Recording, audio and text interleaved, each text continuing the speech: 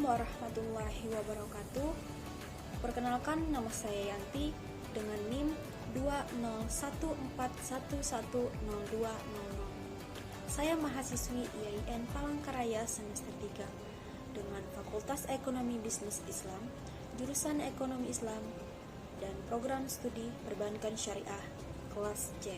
Video ini bertema transaksi yang dilarang oleh syariah diajukan untuk memenuhi salah satu tugas ujian akhir semester mata kuliah Hadis Ekonomi, dosen pengampu Bapak Hanif Munadi.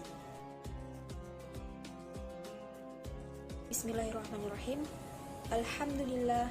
Alhamdulillahirabbil alamin wassalatu wassalamu ala asyrafil anbiya'i wal mursalin wa ala alihi wa sahbihi ajmain, amma ba'du.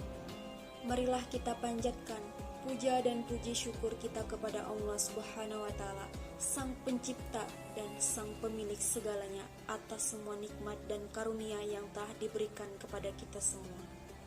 Kemudian salawat dan salam marilah kita haturkan kepada Nabi Muhammad SAW yang telah berupaya sekuat tenaga menyampaikan risalah Islam hingga akhirnya kita semua merasakan kenikmatan hidup dalam naungan Islam. Semua urusan dalam hal muamalah diperbolehkan, kecuali jika terdapat dalil yang melarangnya.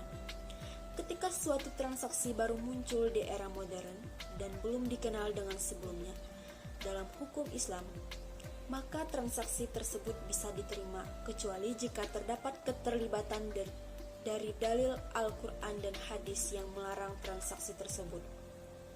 Dapat disimpulkan, dalam transaksi muamalah, semua jenis transaksi diperbolehkan, kecuali yang diharamkan. Penyebab dilarangnya adalah yang pertama, haram zatnya, sebagaimana yang dijelaskan dalam hadis, diriwayatkan dari Ibnu Abbas radhiyallahu anhu. Telah sampai berita kepada Umar bahwa semurah menjual tuak. Kemudian Umar berkata, semoga Allah memerangi Samurah. Tidak tahukah dia bahwa Rasulullah SAW bersabda, Allah mengatuki orang-orang Yahudi telah diharamkan atas mereka lemak, maka mereka memaksanya untuk dicairkan kemudian menjualnya. Dari hadis di atas dapat kita simpulkan bahwa transaksi tersebut dilarang karena objek baik itu barang ataupun jasa yang ditransaksikan sudah jelas dilarang. Salah satu contohnya minuman keras, bangkai, dan daging babi. Maka barang yang sudah jelas diharamkan oleh Islam adalah haram walaupun akad jual belinya sah. Yang kedua, haram selain zatnya. Maksudnya dari selain zatnya, yaitu cara yang digunakan dalam bertransaksi. Dalam bertransaksi terdapat prinsip-prinsip yang harus dilaksanakan. Jika tidak dilaksanakan, maka transaksi tersebut dilarang. Transaksi dilarang dikarenakan melanggar prinsip antara din minkum, yaitu terdapat penipuan di dalam transaksi, sebagaimana yang dijelaskan dalam firman Allah Subhanahu wa Ta'ala dalam Quran surah Al-A'raf ayat 85 dan An-Nahl ayat 105, yang artinya, dan kami telah mengutus kepada penduduk umat yang saudaranya mereka, Syu'id, hai kaumku, sembahlah Allah, sekali-kali tidak ada Tuhan bagimu selainnya. Sesungguhnya telah datang kepadamu bukti yang nyata dari Tuhanmu, maka sempurnakanlah takaran dan timbangannya.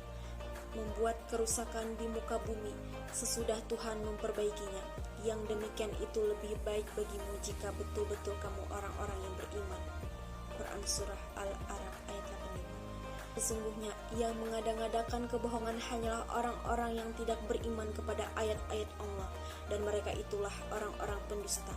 Quran surah An-Nahl ayat 105. Dari ayat Al-Quran di atas dapat disimpulkan tidak ada kebohongan dalam transaksi yang kita kerjakan. Kebohongan yang terjadi dalam transaksi dikarenakan salah satu dari pihak yang melakukan transaksi tidak mengetahui informasi yang diketahui pihak lainnya. Kebohongan atau penipuan ketika transaksi dapat terjadi dalam kuantitas dengan mengurangi takaran atau timbangan barang yang dijual. Berikutnya yaitu dalam harga, di mana ketidaktahuan pembeli akan harga pasar sehingga menaikkan harga barang di atas harga pasar. Dan selanjutnya dalam waktu penyerahan, di mana pembeli atau petani menjual buah di luar musimnya, padahal petani tersebut mengetahui bahwa dia tidak dapat menyerahkan buah yang dijanjikan pada waktunya. Dapat dipahami bahwa dalam urusan muamalah semuanya diperbolehkan kecuali ada dalil yang melarangnya. Adapun faktor penyebab dilarangnya suatu transaksi adalah apabila hatam zatnya atau haram li zatihi dan haram selain zatnya atau haram li ghairi dan tidak sah atau tidak lengkap akadnya. Selanjutnya, transaksi yang dilarang adalah transaksi yang menjadikan pembeli dizolimi. Contohnya, gharar. Gharar adalah keraguan atau sebuah tindakan yang bertujuan untuk merugikan pihak lain. Selanjutnya, transaksi yang tidak boleh adalah adanya unsur riba. Riba adalah penyerahan pergantian sesuatu dengan sesuatu yang lain yang tidak dapat terlihat adanya kesamaan. Dalam artian, ketika meminjam 50.000 kemudian pengembaliannya 60.000, hal tersebut adanya penambahan nilai.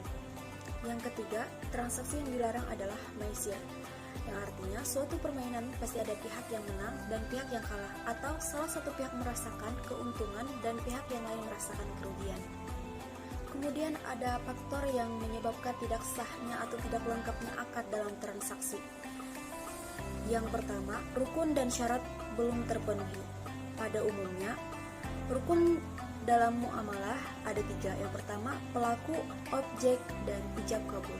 Pelaku dinyatakan sah jika pelaku transaksi haruslah orang yang cakap hukum. Dalam kaitannya, akad dapat menjadi batal bila terjadi hal sebagai berikut. Yang pertama, kesalahan atau kekeliruan objek, paksaan, atau penipuan. Yang kedua, terjadinya ta'alluq, yang terjadi apabila ada 2 akad saling dikaitkan, di mana berlakunya akad pertama tergantung pada akad kedua, sehingga dapat mengakibatkan tidak terpenuhinya rukun.